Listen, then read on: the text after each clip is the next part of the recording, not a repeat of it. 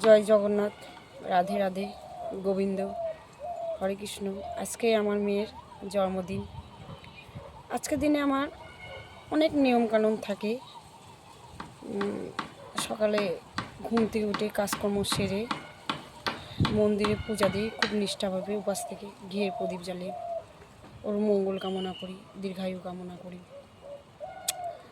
তো ঘরে পায়েস করব, কিন্তু নিয়ম হবে না, যেহেতু আমাদের কাল অসুস্থ আছে, তো এমনি পায়েস করব।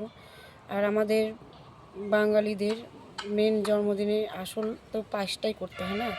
তারপরে কেক টেক হাবি জাবি যা কিছু থাকে ওগুলো তো আমাদের কালচারের মধ্যে পড়ে না, ওগুলো বিদেশি কালচার বা সৌন্দর্যের জন্যে কেকটা কাটে আর কি।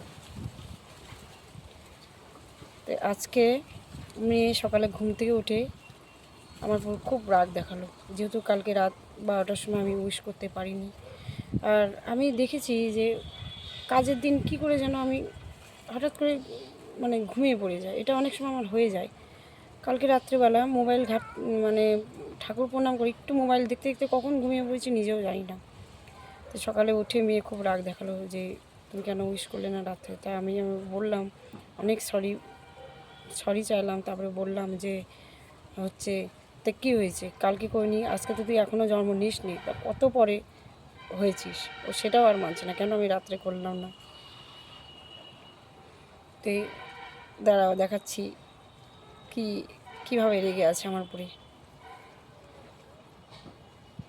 গান করছে আমার সাথে, খুব রাগ। দেখি দেখি দেখি, একটু তাকা একটু তাকা একটু তাকা। দেখো, বড় হয়েছে ঠিকই, এখনো বুদ্ধি হয়নি, সেই বোকাটাই রয়ে গেছে। আমার লোকের কোনো উইশের দরকার নেই। দেখছো, একটু ভুল হয়েছে যেন আমাকে লোক বানিয়ে দিল, পাবলিক বানিয়ে দিল। মা থেকে আমি পাবলিক হয়ে গেলাম। আমি আজকাল পায়েস খাওয়া ভাবছি ছাড়ে দেবো, অনেক মিষ্টি থাকে পায়েসে। লবণ দিয়ে পায়েস করবো নি, আই হেট পায়েস। লবণ দিয়ে পায়েস করবো নি, তাহলে হবে?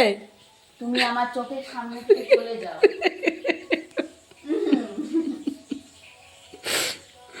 দেখছো কীরকম মায়ের সাথে অন্যায় করছে আজকে জন্মদিনে। কোথায় আমাকে প্রণাম টন্নাম করবে, কত কিছু করবে, তার না রেখে পেঁচামুখো করে রেখেছে। তো দেখলে তো আমার পুরো কতটা ক্ষেপে আছে। আর সত্যি এটা আমার কালকে ভুলই হয়ে গেছে। আমি কেন ঘুমিয়ে পড়লাম।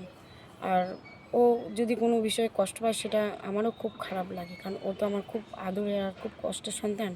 তাই ওর কোনো কিছু কষ্ট পেলে আমারও খুব মনে লাগে। তাই বন্ধুরা, তোমরা যদি সামান্যতম কেউ আমাকে ফ্রেন্ড হিসেবে যদি ভালোবেসে থাকো, তাহলে ওর জন্যে তোমরা আশীর্বাদ করো। ওর জন্য প্রকৃত মানুষ হয়ে উঠতে পারে, একজন মানুষ গড়ার কারিগর হয়ে উঠতে পারে।